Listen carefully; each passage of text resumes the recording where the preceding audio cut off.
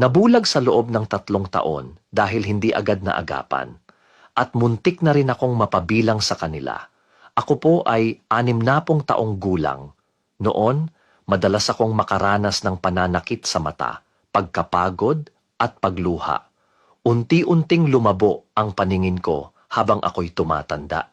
Sinubukan ko na ang iba't ibang klase ng eye drops pero wala namang nagbago.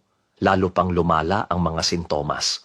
Sa kabutihang palad, may kaibigan ako na isa ng batikang ophthalmologist na may higit 30 taon ng karanasan sa Philippine General Hospital. Habang tinitingnan niya ang mga mata ko, sinabi niya sa akin ang isang bagay na hindi ko malilimutan. Hindi nawawala agad ang paningin. Unti-unti itong kumukupas. Kung hindi ka kikilos ngayon, baka wala ka ng tsansa sa mga susunod na taon.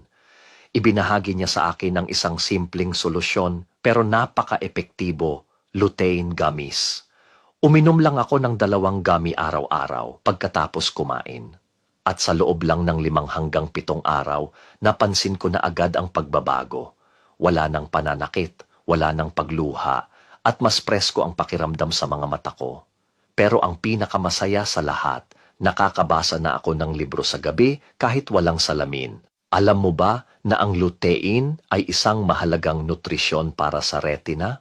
Nakakatulong ito para maiwasan ang cataract, macular degeneration, at mga kondisyon sa mata na karaniwang sanhi ng pagkabulag sa mga matatanda. Pero hindi ito natural na ginagawa ng ating katawan, kaya kailangan natin itong isupplement mula sa pagkain o produkto.